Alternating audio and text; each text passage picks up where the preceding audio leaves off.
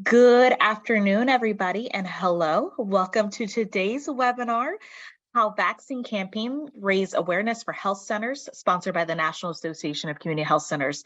My name is Elizabeth Breidenbach. I'm a meeting and event specialist based in the Clinical Affairs Division here at NAC, and I'm pleased to bring you this event along with my division colleague. Before we get started, I would like to review a few housekeeping announcements.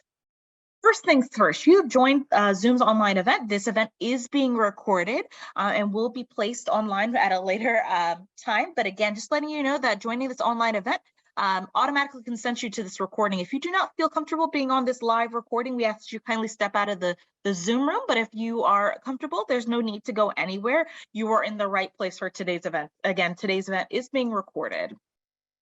You've either physically called in or used computer audio, either option completely fine, though we recommend that if you're in an area where Wi-Fi can sometimes be a little bit spotty, using the call-in feature is typically the best. That way you don't miss any of the live content.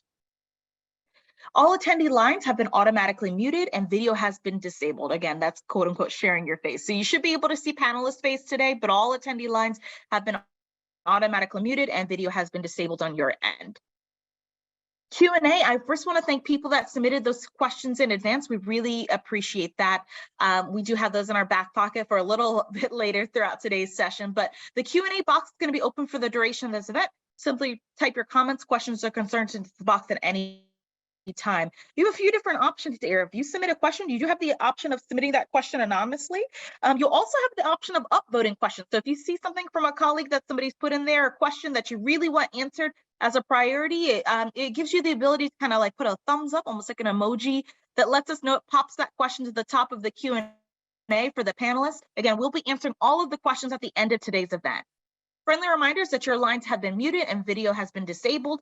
We ask you and encourage you to submit your questions through the Q&A box. It will be open for the duration of the event, and it's open right this second. And after the event is completed, you'll be distributed with a pop-up link, and that takes you to a survey. This survey lets us know how we did, how valuable this event was to you, and directly informs us of future training and technical assistance. At this moment, I would like to turn things over to my colleague, Wanda, who's going to be setting the stage for us, moderating today's session and introducing today's speakers. Wanda, the floor is yours. Thank you. I want to thank everyone for joining us today. I'm really excited to be joined by my colleagues, and it's my pleasure to introduce our panelists today, starting with Erin Hemlin. She is the director overseeing the campaign and outreach through our trusted messengers and community partners, of which health centers are definitely premier examples of. Reaching our underserved communities. And prior to her role at HHS, she served as the Director of Health Policy and Advocacy for Young Invincibles, of which I have been a big fan of, a nonprofit organization that advocates for young adults. Our next panelist is Margarita Benshaw. She's the Director of Marketing for Family Health Centers of Georgia. She has a broad range of experience in project management, sales, marketing, advertising, public relations, public speaking, and she is the director of marketing at the health center. She has also owned her own consulting company. And when she submitted her bio, we found that there was, a small world. She was also worked with the Marriott Corporations for Pitney Bowes at Aberdeen Woods, of which my husband works at the Pitney Bowes and attended many of the trainings there. So that was like a fun fact during this exchange of information. And our third is Ms. Farah Bonet, and she is the director at Chief Operating Officer at Empire U Inc. Another small world, she is a Geiger Gibson Emerging Nurse Leader Awardee at Georgetown University, of which NAC has had a long working relationship with. And over the course of her career, she's worked on capital projects, implementing information technical infrastructure. She has developed a lot of passionate projects and has oversight over 19 medical, dental, and behavioral health centers, and has played an integral role in opening 10 centers across Miami-Dade County with high demands for services there. I don't want to take too much. I want to get rocking and rolling. So next slide, please. I am Dr. Wanda Montalvo. I'm a senior fellow at NAC. Next. And I just want to get going here. So I think where we are now in the time frame and having worked on COVID and hesitancy and everything else, that this is an ongoing challenge that we continue to have people that have vaccine hesitancy. There are communities that continue to be uninformed, and that will come up as our presenters share. Depending upon what state you live in, and depending upon the level of public health infrastructure and supporting messages into the public, health centers face a higher lift in reaching our communities that are underserved, in making sure that our communities are receiving accurate information and debunking misinformation. And therefore, they are one of the most kind of trusted resources in that community to be able to reach people no matter where they work, live. And they play an integral role in being able to promote messaging, getting vaccines in arms as part of this kind of overall helping to vax up America. And research has shown the incredible impact of their work. And you can visit the NAC website where you can see some of the data. I think we've given over 20 million vaccines nationally as part of this overall arching work. Next slide, please. So I just wanted to kind of level set the impact of the current project that we've been involved in with HHS. We started early last year around February, and the initial focus of the work was getting messaging out, promoting the We Can Do This campaign content, which is all vetted and informed by subject matter experts. From October to May of this year, we have kind of shifted focus to working with HHS in the campaign at events that they identify nationally and working with health centers to October and May. We will have completed 25 events.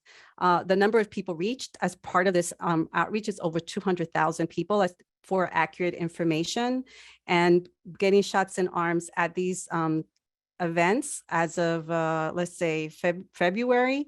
We've seen an uptake after the 1 or 2 day events at the health centers, anywhere from 3 to 10%, where people continue to have follow-up and questions.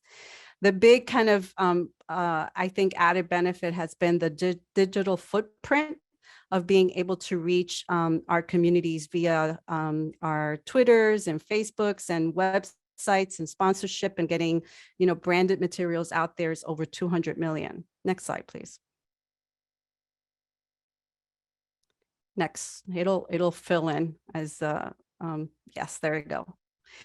And we've been all over the country. HHS selects sites and locations based on data. So we've been in Florida, Texas, Georgia, Oregon, everywhere. I think we've touched most states in the country. And depending upon what the event is, sometimes they're a festival, sometimes they're an expo, sometimes they're a parade. We're pretty open to participating across those. And these are just pictures of our health centers and in some of those locations, using branded material that is provided by HHS along with the health center content, and being able to promote accurate information. On the back end, NAC also provides ongoing digital support by promoting the events on our Facebook and other ways to reaching the public, using geomapping to make sure people are aware the date of the event, where the event is, and the time frame that the health center will be there to receive vaccination. Next slide, please. To date, I want to thank the participating health centers. I will say the timeline for some of these are pretty tight. Sometimes there's a 3-week notice, sometimes a 2-week notice, but I'm really thankful to the health centers that have participated in these events across the country. They have all been very impactful and very rewarding. And what's interesting is that it depends where you are. If it's an outdoor fair, if it's a targeted event that is reaching seniors, to a big kind of, different type of event, like the Governor's Basketball Challenge tournament in Maryland was very interesting. And so the target age group sometimes shift a little bit because of where the event is, but we've been able to vaccinate people that are eligible for the updated COVID vaccine across these events. Next slide, please. Well, I went fast, kind of skipped all the way.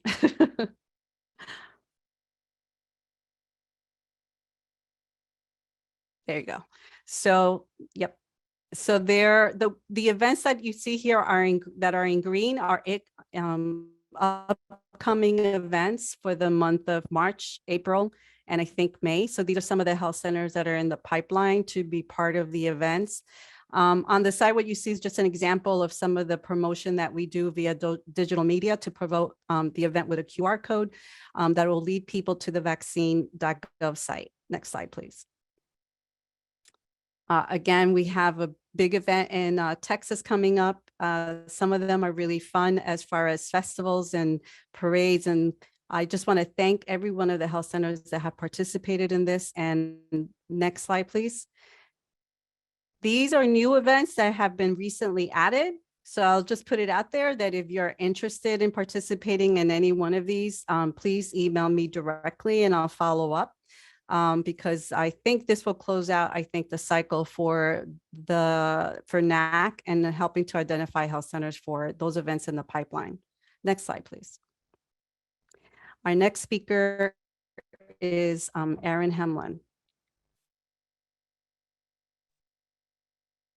Great. Thank you so much, Wanda. Thanks for having me here today to speak with you all.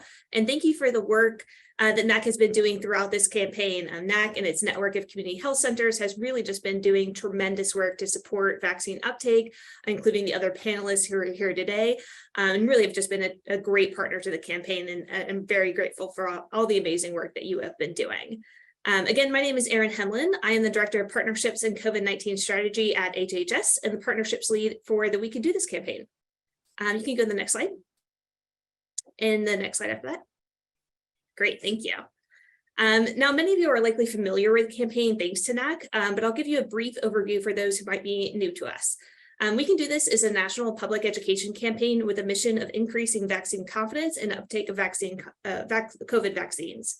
We operate by providing timely, accurate, and plain language information and resources to our target audience through a comprehensive media and communications effort, utilizing traditional communication methods like television, radio, and print, as well as social media and digital outlets.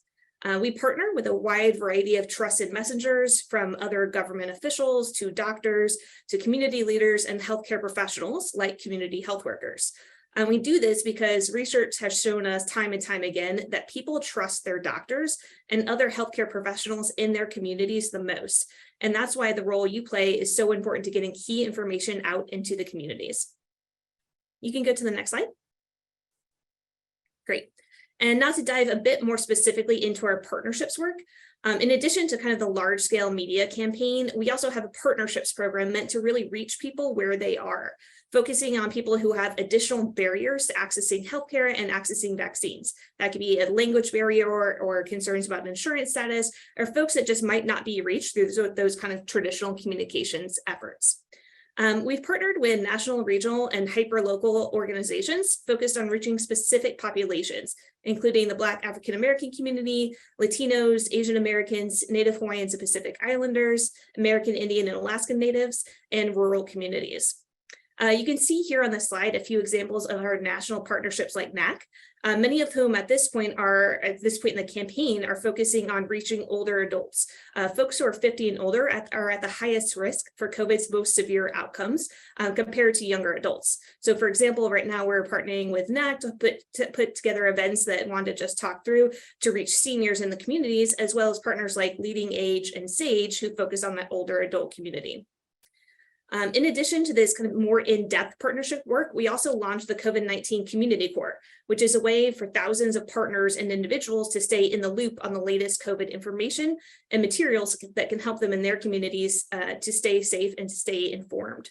If you're not currently signed up for the Community Corps, I highly recommend doing so. Again, this is a great way to kind of get the latest information and materials from the campaign and to see what community events might be happening in your area. We can go to the next slide. Speaking of those materials, the We Can Do This website houses hundreds of materials made available for partner use. You can find all these resources at wecandothis.hhs.gov. As you can see here is a little screenshot of our homepage. In that upper right-hand corner, you can click on shareable resources, and there you'll be able to browse all of our materials. Materials are available in a variety of formats, including written informational content, social media content, videos, ready-to-hang flyers and posters, and more. Most of this material is available in both English and Spanish, and then our kind of most used and highest utilized content is available in a variety of other languages as well. Now on to the next slide.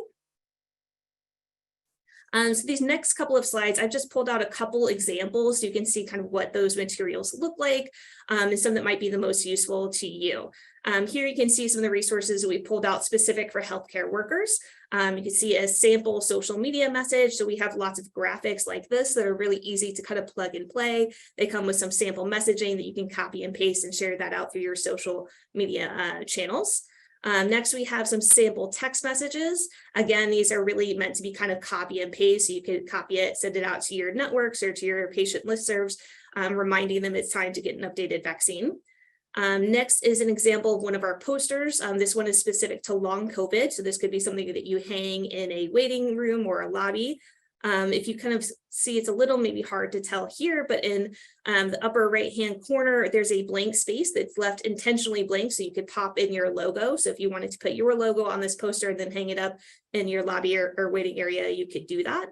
And then just another screenshot showing you all kinds of toolkits. We have a variety of different toolkits that helps gather information together in one place specific to a certain community, such as older adults, school communities, community health workers, etc. Next slide. And as I mentioned earlier, right now at this point in the campaign, we're really focusing on adults older than 50 and up to make sure that they are aware that they can get an updated vaccine and that they go ahead and do so. So I pulled out a couple examples specific to older adults. The first is another social media graphic. This is actually an animated graphic that explains that if you're over 50 and you have certain health conditions like heart disease, that you are at a higher risk for severe outcomes from COVID. In the middle is an example of one of our campaign ads that similarly points out that 9 in 10 of COVID deaths have been in people 50 and over. And then lastly, another example of one of our flyers that I think has some really good content that explains when you're eligible for the updated vaccine. As I'm sure you all have heard, there can be some confusion about if you've gotten previous boosters, maybe you thought you got the latest booster, but didn't actually get the bivalent updated vaccine that came out last fall. So this kind of clearly explains that if your last booster was before September of 2022, it's time to get one again. Next slide. And while we're still focusing right now on older adults, we do have lots of resources for a variety of different constituents, including parents. So I wanted to include here some resources for parents about pediatric vaccines. Again, we have a video here explaining eligibility, a flyer or a kind of poster, which I think is really nicely done and polished that helps to provide some ways we can comfort your child during the actual vaccination process if they might be a little worried about the needle. And then we have what we call our superhero branded materials, which have some fun superhero characters that say, I got my superpower for kids after they get their vaccine. Next slide. Okay, and then shifting gears from our resources, I wanted to touch on our events as well, which are a lot of what Wanda talked about earlier. We have been doing a variety of different events throughout the campaign. Early in the campaign, a lot of those events were virtual kind of educational efforts. We moved to having on the ground activations, either outdoors or kind of physically distant spaces indoors to make sure we're still being as safe as possible. Now we're at the point of the campaign where we can really have some larger scale events and reach a lot of people at one time. As Wanda mentioned, we've been working to identify community festivals, health expos, and a variety of different events where we think we can reach a large group of our target audience. And then Wanda has been really wonderful in helping connect us to community health centers to operate a vaccine pop-up clinic at those events, which we think have been really, really successful. And we're excited about the ones that we have on the schedule from now through May. Next slide. Okay, and then as I wrap up, I just wanted to again say a huge thank you. I mean, this work wouldn't be anything if it weren't for the community health workers and those who are doing the actual vaccinations on the ground at these events and in clinical settings. So thank you. Again, please do sign up for the COVID Community Corps. That is really just a great way to get our resources. If you are getting our newsletters every Thursday, including today, then you are signed up. If you're not getting those newsletters, then you are not signed up. And you can go to wecandodis.hhs.gov, click on join the community corps, and then you'll be sure to get those emails. Next slide.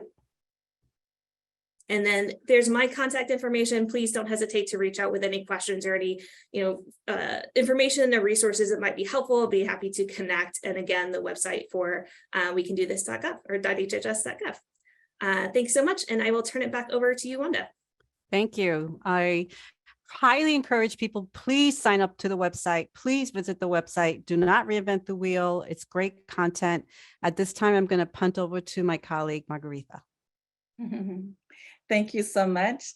Hello, everyone. I'm very excited to be a part of this panel today and to share with you what we've done from the Family Health Centers of Georgia to try to make a difference in the communities that we serve. Next slide.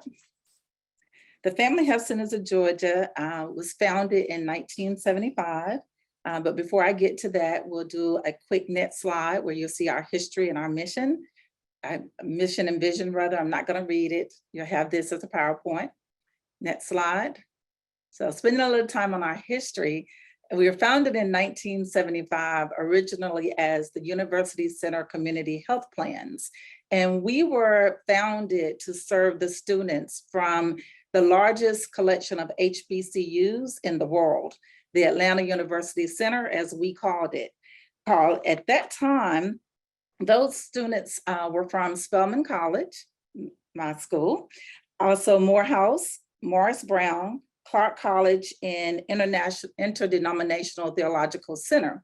We grew from the Atlanta University Center and rebranded in 1992 to become the West End Medical Centers because we saw the need for people throughout the West End community to receive services. And just some highlights of our accomplishments under the West End brand. We've been Joint Commission accredited since 2010. We're the first FQHC in Georgia, the second in the Southeast to be accredited by the primary care as a primary care medical home in 2022. And NCQA certification was achieved in 2014. In 2023, we rebranded to become the Family Health Centers of Georgia to reflect how we've grown. Today, we have 14 locations in Clayton, Cobb, Douglas, Fulton, and Floyd counties, including the first school-based health centers in both Douglas and Fulton counties. We operate the first high school school-based health center in Clayton County, and we also have 3 mobile medical and dental units. We also serve as the statewide administrator to the Title X Family Planning Program, known as the Georgia Family Planning System, and encourage all of you to also visit that site so you can see the power of collaborations that we do. Next slide. An overview of our patients from 2020 to 2021, over 52,000 patient visits, 17,000 unique patients, as most FQHCs are designed to be a safety net. 10,000 of our unique patients are at or below 100% poverty. I want to draw attention to the 6,000 plus that are overweight or obese, 38,000 that live in public housing, 24,000 plus with hypertension, and 2,400 plus, and 6,400 plus, 3,800 plus, 1,900 plus diabetic, and 95% Black or African-American, as identified on our UDS report. What's important to these statistics is what it means to the populations that we serve and our ability to first get them tested, protected from COVID-19, and then get them vaccinated. Risk factors for our patients are extremely high, and so we really needed to be on the ground, strong first and ready to serve. Next slide. So our COVID-19 response. Banking on our 150 plus relationships that we've maintained for the last 45 plus years, we immediately went out into the community and said, we need your help. There's no way that we're going to impact this community without you being at the table. So we went to Atlanta City Council, the City of Atlanta. We did COVID informational sessions, testing sessions, vaccine sessions with City Council members taking the lead. We had Congressman David Scott, now Congresswoman Nakima Williams. We had the Atlanta Housing Authority, HUD to come on board, major churches, the AME churches throughout the Atlanta area, World Changers Church International. Many of you may be familiar with that particular church. We had school systems, the Clayton County school systems, just coming to the table. And one of the largest events that we did is the one that you can see, the circle with the gentleman with the yellow vest. That was over 4,000 cars that was in line waiting to receive COVID-19 vaccination test. So we know the power of community partnerships and what it does to make a difference when we can't always do it by ourselves. Next slide. And this is just a snapshot of the partners that were operating on a corporate level, funding us for free Uber health rides, making partnerships available through other healthcare organizations. And of course, we included our great partner, NACHC, and all that we do to work with you. Next. And I wanted to touch bases a little bit on COVID-19 messaging and what was important to us as it related to COVID-19 messaging. Our goal was to mirror what HHS was saying. So the first slide at the top, you'll see that we were showing the importance of having on masks. The two ladies is out getting a pedicure, but we were like, you need to be masked up. The second slide was when social distancing was so important, and we did a commercial that was really showing that even if you're doing something as simple as passing cards in a game of cards, then you could be spreading the coronavirus. The next one is a group of African-American women who was talking about that they have had the COVID-19 vaccine and what their experience was. And this is a commercial that we ran.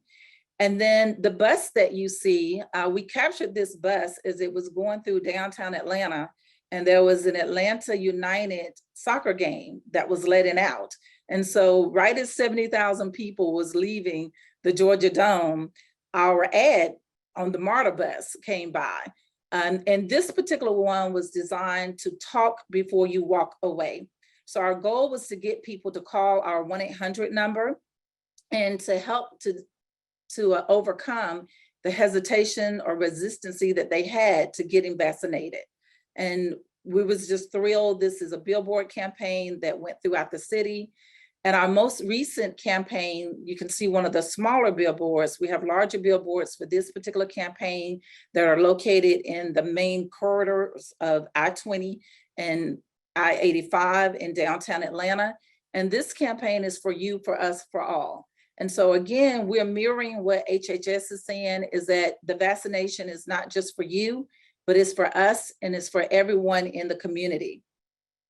Next slide. And to our We Can Do This partnership, we were contacted by NACHC, next slide, to be a part of the Atlanta Women's Expo. And we had no answer that we can give other than, yes, we will be there.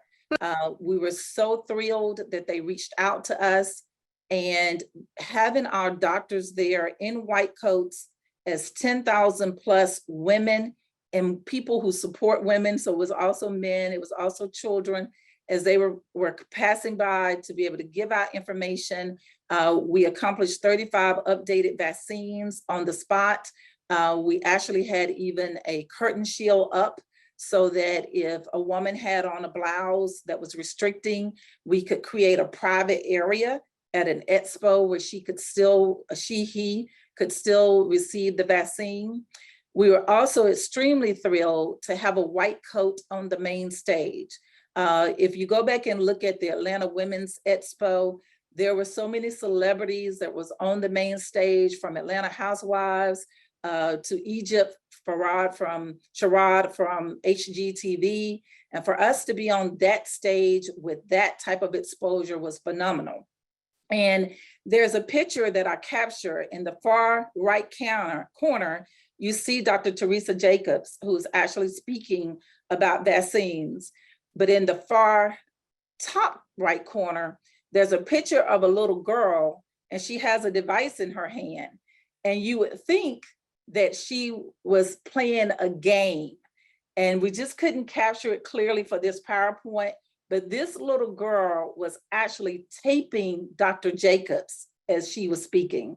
And that was just phenomenal to me, that she was spending her time. And I found out afterwards from Dr. Jacobs, this was not her daughter. It was not her granddaughter, and not a child that she knew. This child was so fascinated with what she was hearing from Dr. Jacobs that she was actually videotaping it from her device. Next slide, please. Two great opportunities has come to us as a result of partnering with the We Can Do This campaign. We will be going this Saturday to the 2023 Black College Expo, where they're expecting 10,000 students and their parents to attend. And we have been invited to be there providing COVID-19 updated vaccines. Next slide. And Wanda, we are already on top of the 2023 Dogwood Festival. It is a festival that's been in Atlanta since 1936, and it draws thousands of people over the 2-day period. And we are looking at being a part of the festival and making sure that the updated COVID-19 vaccine is available. And our final slide is just an overview of the impact that we've had thus far. We've reached 3 million people plus in our public awareness campaigns. We've distributed 8,000 free masks. In 2020 to 2022, we have tested, utilizing the clinical test, 28,000 plus people, distributed 5,000 free home tests. And from 2021 to 2022, we vaccinated more than 23,000 vaccinations was provided. So thank you so much. Thank you, Margarita. That's awesome. Our next speaker is going to be Farah Monet. I have a very quick, funny story about how I kind of connected with her. She participated in a previous webinar, and I had maybe 2 weeks to identify a health center. And I looked at the zip code, and their health center was close to this event. And she said yes. And I think that yes was a very powerful yes. And she'll share the experience that they've had at Empower. Absolutely. Thank you, Wanda. Good afternoon, everyone. Next slide, please. Next slide.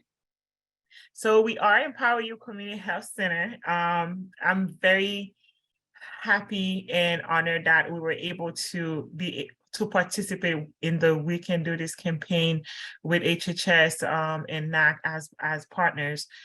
As Wanda stated, I said yes to one question, and it brought so many opportunities for our community and as well as visibility for our center. Next slide, please. We are, just to give you a background, we are a health center in Miami-Dade County, located in Liberty City. We serve annually over 2,800 patients and have over 15,000 visits. Empower You started by 2 Black women who were HIV positive and didn't want to be victims anymore. They wanted to be conquerors. They wanted to help the community so they wouldn't fall victim to HIV and AIDS. They created the organization, and fast forward to 2013, they became an FQHC. From then, Empower You has an expert of dedicated doctors, providers. We have an array of services that we are providing, from behavioral health, primary care, pediatric care, and we are very glad and excited, I should say, to open our new dental center with a soft opening date of March 15th, 2023. We are growing, we continue to grow as we are aware of HIV is not gone, just like we are still fighting with COVID. So we want to keep awareness of HIV and AIDS in the community while we still serving those under the primary care umbrella. We have a huge outreach program with 3 mobile units, a testing van, a mobile an ARTVAC unit that is dedicated for COVID services only. Our outreach team touch over 5,000 lives on a yearly basis. Next slide, please. This is our CEO, Ms. Belita Wyatt. We work under her leadership. She has been in the community for over 20 years. I'm very happy to be able to work under her and to be under her leadership. Next slide, please. The We Can Do This campaign was an opportunity that Empower You needed, not just for ourselves, for visibility, but for the community that we serve. When we started with our COVID services back in 2021, we had over 300 cars a day, whereas we had to reshuffle staff, reshuffle resources just to do what we had to do before even funding was dedicated just for COVID-19 vaccines. After a little bit, things had went back down. So that's the reason why we were very excited to partner with NAC and in the We Can Do This campaign, because with that, we were able to reach over 200,000 individuals as a whole from the events that we did. One of them that we're very proud of is the Marlins, that we were able to reach over 2,000 individuals there. And even after the lupus walk occurred, we were still having people in the community to reach out to us and say, where are you going to be with the mobile unit to provide more services? Fast forward, our services continued with this year, 2023, with the Senior Expo. We've gone as far as Fort Myers to provide services, and as well as we were able to participate in the Marlins Fan Festival that occurred in February. Upcoming, we in partnership with them. We are going to the Cayocho. If you're familiar with Miami-Dade County, you're aware of what the festival there is about. We are expecting to serve over 150 individuals. Our team, they are ready, and that's what we've been doing. We have a dedicated team that just goes in the community, continuing to do education, vaccine campaign, and ensuring that our community is safe.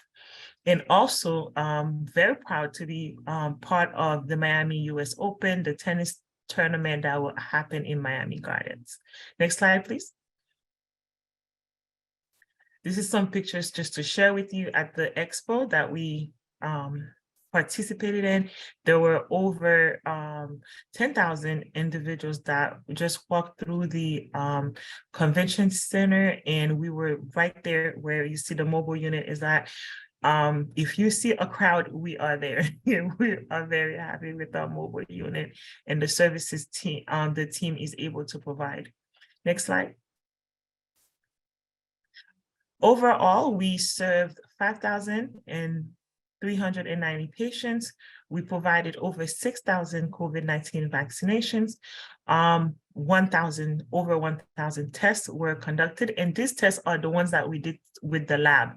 However, one of our mobile unit, one of our aardvark that is dedicated only to COVID, we were able to distribute 4,000 COVID-19 self kits. So whereas if you do not want us to test you, we will give it to you. If you take a vaccine and you would like to bring it to a family member, we were also able to do that. And we distributed over 2,095 masks. People would come and say, oh, I'll need to take a vaccine. But as well as if the family members did not have masks at home, we also provided that.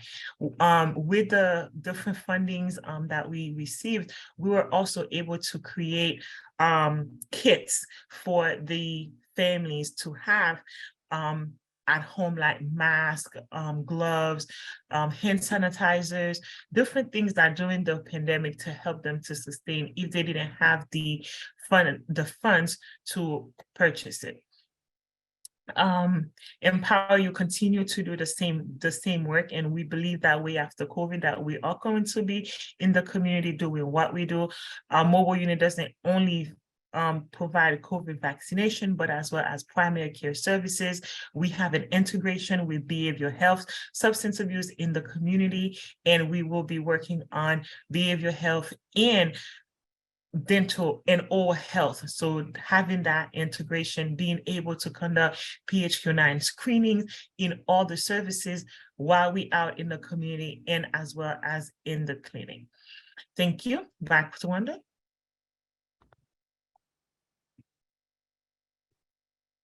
Thank you. I want to start encouraging people to please submit questions. I'd like to ask my panelists to please put yourselves back on camera. Thank you. I think one of the things that's really important about at least reflecting on the experiences we've had is the important role health centers have played throughout the COVID pandemic. And in my mind, we still have this kind of public health important role to play in raising awareness and still people that need to be reached. But the benefit of having health centers be at these type of events, reaching this audience, what has that meant for the health centers that have participated? What has that, the exposure? Did you reach new people, understanding the type of services that are provided, and the communication strategies you think health centers should use to be part of these events in their own communities?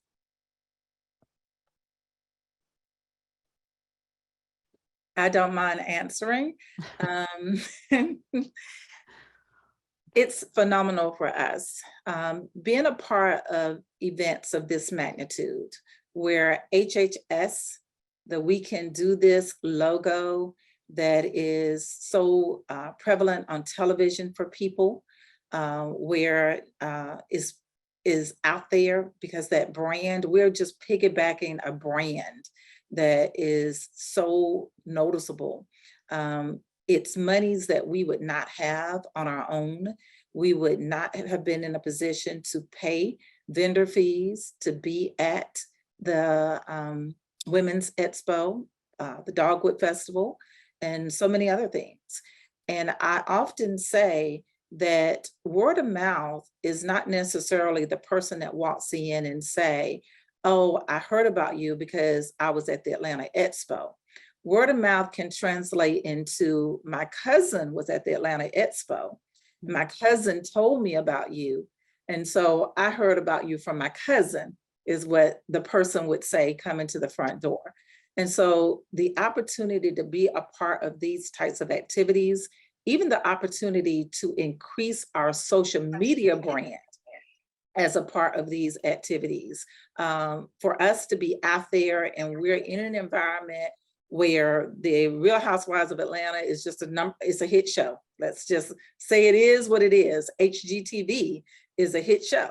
And so for us, a hit station. And so for us to be in the same room where we can tag people and talk to people about vaccinations, and use hashtags that associate with those other major outreach efforts or networks, et cetera, it just increases our visibility. Sarah? I couldn't say it any better. Funny story, we have employees that, not current employees that participated into the lupus walk. And then they went to the mobile and said, I so empower you, I so empower you. And I'm like, yes, we're here. But I said the story because Empower You could not afford. And 2,800 patients, a budget is over 12 million or 12 million at this point. We could not afford something like that. We could not even be co-branded with the Marlins to be at the stadium. The opportunity for us for the center to be visible is one, but second is that to be somewhere where over 200,000 people can see you, can see your name, and can connect you in the community way after the event. And as Margarita mentioned, it was not them, but it was a family. One particular story I would like to say is that one individual came with one son and he said, oh, we have 4 kids. She went back home and brought her kids with her. And now we were able to vaccinate a whole family. So that's what it was able to do, and putting us in places where it was needed, but because of restriction in funding or lack of funding, we couldn't go. So being part of the partnership was, I mean, I can't say it any better than it was God sent. I think that's been the case for most of the health centers that have participated. At the beginning, when I start these conversations about what this is, it's hard for the health centers to kind of wrap their head around, like, what do you mean an event? Because they're not used to being invited into these spaces. I think my kind of key takeaway for our partners, such as HHS and some of our other federal partners, that when we think of a campaign, please remember health centers. Because they play such a crucial role. We do not roll up our curtains and shut down and leave, because we are in that community. And so therefore the benefit of public health and getting people vaccinated, but I think the other is helping people understand what a health center does and the type of services that are offered in those conversations, and being able to, disseminate some of the content and information of the services of what health centers do. Erin, do you want to weigh in and provide any kind of additional content? I mean, I would really just echo what the other panelists said. I mean, I think we've heard very similar sentiments from some of the other community health centers that we've worked with in other parts of the country and at other events. But I think just like getting to know the community health centers better and all the services that you provide. I mean, we've heard that from some attendees who it's great to have the COVID vaccines here and available, maybe also having health screenings available that brings people to the table or to the booth, but then they get to get into a conversation and hear everything that the community health center is doing for the community. And then it kind of builds that name recognition and brand recognition in a way that I think it has just, to what everyone else has said, a really great partnership. So very grateful for all that you've been doing. I received this question in the chat. I think it's a good one because it kind of goes to how do we build capacity and that forward-facing messenger. So one of the questions is, how should people not experienced in reaching out to the community go about it?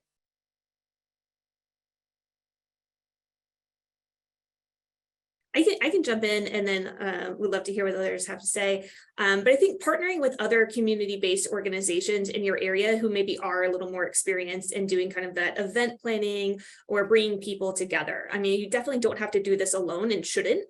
This is about bringing communities together. So partner with, maybe it is a small community-based organization, an advocacy group, or a church group, or a community leader, and kind of bring together community partners from diverse areas of your community or of your town, and then work together to kind of put something like this together. I think is a way where you can really have a broad reach.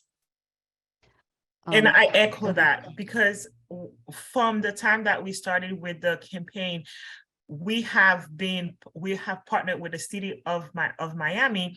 Every Wednesday, they have a farm share, which is a food distribution. So we take the unit there where we provide primary care services and COVID vaccine.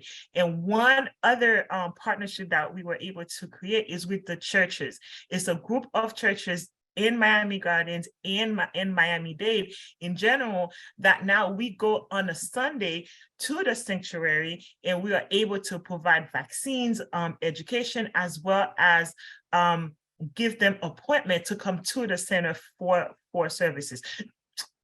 I'm sorry. So that's how we were able to increase on our capacity. Yeah, I echo that.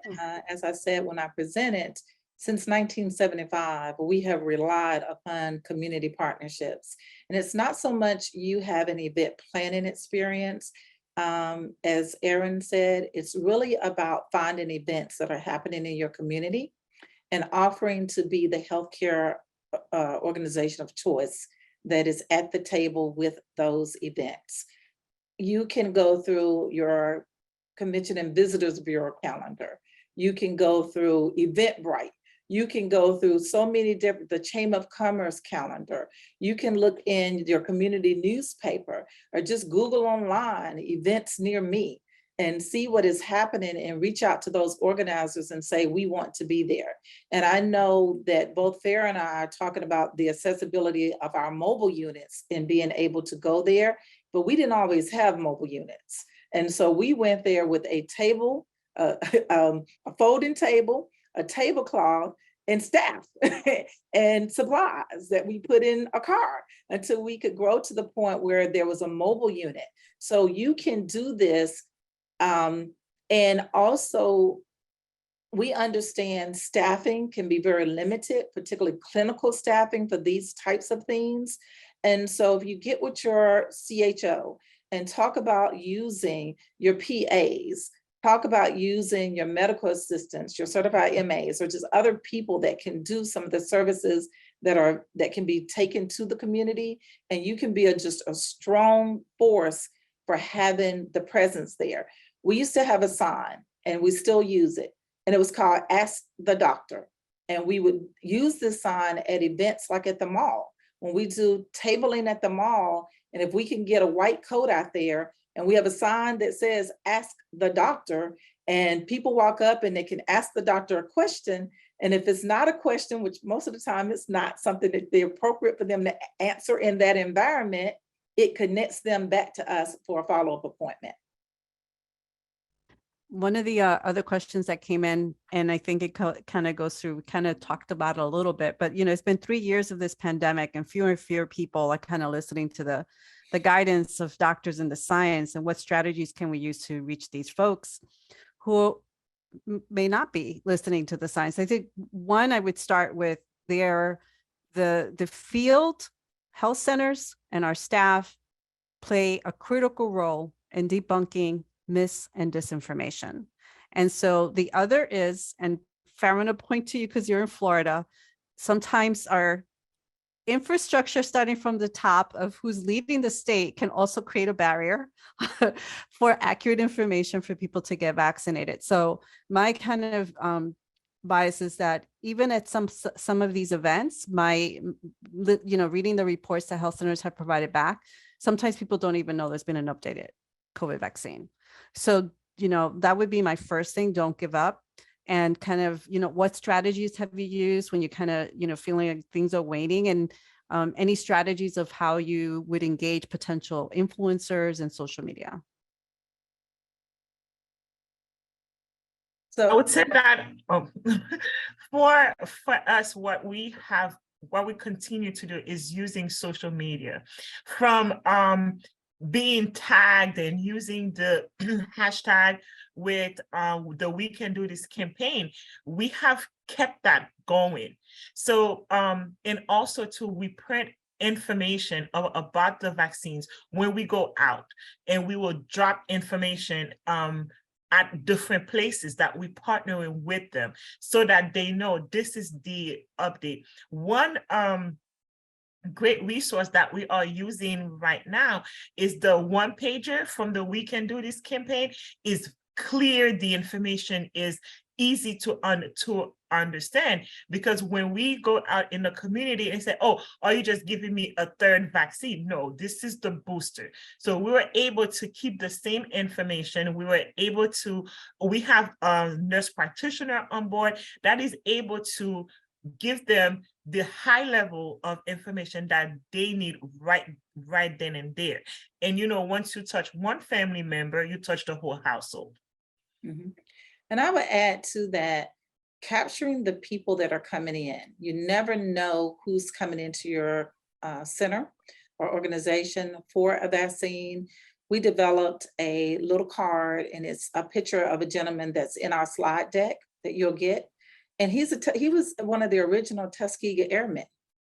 And the card said, I got vaccinated because, and people were able to write in why they got vaccinated. And so we went downstairs, he had his jacket on, we took the picture of him, we had him to sign a waiver that we could use him on social media. One of our largest supporters is the funeral director who buried his mother, founded the funeral home, and they buried King, They buried Coretta Scott King, et cetera. And he's one of our biggest supporters.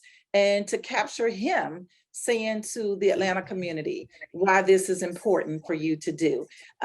When COVID started, he came over and he literally said, this is a funeral director who said to us, I am tired of burying people as a result of this. I am tired.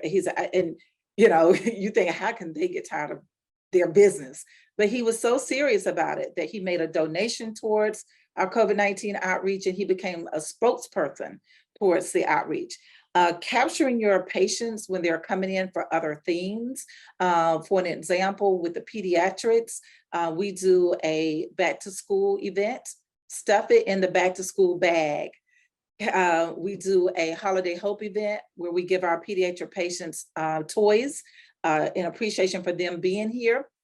A patient, stuff it in their bags. We do annual wellness visits with our seniors, stuff it, we give them a bag of non-disposable items like toilet tissue and paper towels and cleaning supplies, stuff it in the bag so that they can always have it in front of them. Just being that creative with what you're doing, capturing people that are coming through your door. You never know who it is that can make a difference on other people. Agreed. Do you want to add anything, Erin? I mean, I think everyone said it really well. I 100% agree with that. I think to your point, a lot of it is just making sure it's plain language and it's clear. There's so much confusion. So just making sure folks know, I mean, we hear it a lot of like, oh, I already got my booster. And I think that's why we changed some of our messaging to say, was your last shot before September 2022? Because then it's very clear. Because if it was, even if it was in August, you might have gotten a booster, but it wasn't the new updated vaccine. So we want to make sure that that messaging is just super clear and that we're kind of getting past some of that confusion and misconceptions of folks who maybe think that they've had all the shots that they should have, but maybe haven't. And then I think to your point, just, you know, reaching them where they are, like maybe they're not coming in and asking about vaccines or not asking about COVID, but coming in for routine care, or coming in from some other ailment. And I think it's really, really important for community health workers and other healthcare professionals to be proactive and say, hey, are you up to date on your COVID shots? And if not, here's some information, or here's when you can have an appointment, or you can get vaccinated right here and then. And that can really, really go a long way to kind of reach people when you're seeing them at that kind of point of service. Absolutely. We're almost at time, so I'm going to take the last minute to guide people. My biggie is do not reinvent the wheel. The content that's available to you on the We Can Do This website is vetted, multilingual, low literacy, videos, graphics, cut and paste to share wherever you are. I think another tidbit that I would say to health centers is it's really important for you to invest in your communication and your communications team. And you know, it's not overly expensive to do a boost. Whether it's Facebook or some other way to get the word out, and work with your local media, do podcasts, do radio interviews, get out there because you are trusted messengers to this work. And I think we need to remember that we have to apply all of the lessons we've learned through COVID to many of the other things that we have moving forward. I want to thank HHS. I want to thank FHC of Georgia and Empower, as well as my colleagues behind the scenes from Forest Marsh and Wonderman Thompson, because those are my other culprits to help me with these events behind the scenes and work with the health centers on boots on the ground. I want to thank everyone. Slides will be shared, and please take time to let us know how much you like this webinar. Thank you all. Have a great day.